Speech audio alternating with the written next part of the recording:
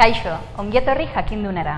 Gaurko bideoan errokarratuak zer diren eta zeintzuk diren bere ezaugarri nagusiak ikusiko ditugu.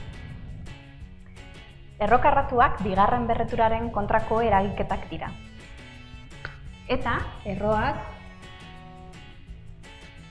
ikur honekin adierazten dira. Ikur honen izena errokaria da.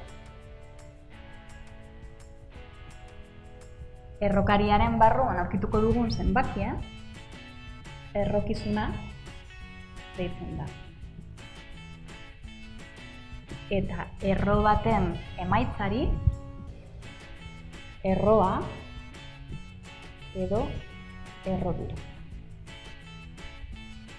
Errokarratuetan normalean ez dugu aurkituko ez delako beharrezkoa jartzea, baino erroek ikin honetan zenbakitxo bat daukate.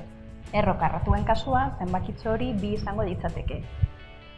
Eta honen izena errotzailea da. Esan dugunez, errokarratuak bigarren berreturaren aurkako eragiketak dira. Ikus dezagun adibide batzuekin zer esan nahi duen hau.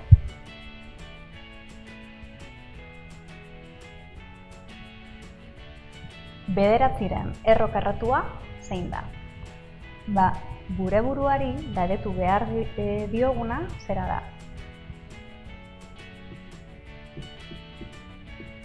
Zein zenbaki berbi ematen du bederatzi? Karratuak, zenbakien karratuak buruz dakizkigunez, badakigu beren balioa 3 dela. Bai? 3 bider 3 bederatzi. 3 karratu bederatzi. Beraz, erro honen emaitza 3 da. Bai? Egin dezagun beste adibide bat. 74 errokarratu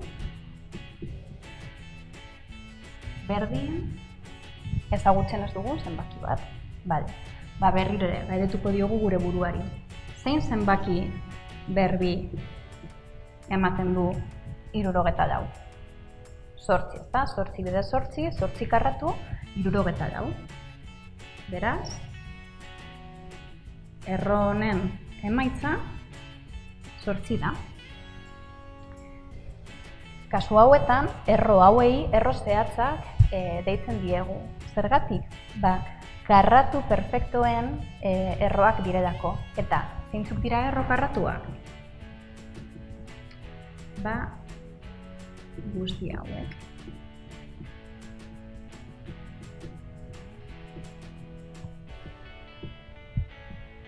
Bai? Guzti hauek karratu perfektoak dira. Edozein karratu perfekto baten erro karratua erro zehatza izango da, bai? Aurkitu ditzakegu karratu perfektoak ez diren zenbakien erro karratuak? Bai, adibidez, hau, bai?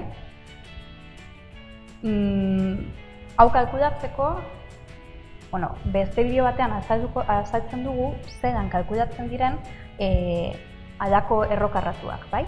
Baina aurreratuko dizuet halako erroak emaitz 10 dutela eta dezimal infinituekin, bai? Amaitzeko, gogorarazi nahi dizuet, karratu guztien emaitza zenbaki positiboa dela, bai? Berdin dio, berbira jasotzen dugun zenbakia negatiboa edo positiboa den, bai? -2 karratu 4 izango da zenbaki positiboa, bai? -3 b izango da zenbaki positiboa, ez da? Ze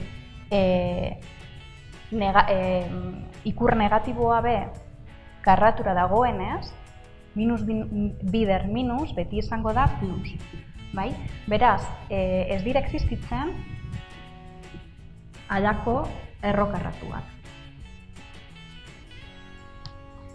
Bueno, eta hauze izan da guztia. Gogoratu, bai web orrialdean, bai YouTubeen jarraitu jakindun.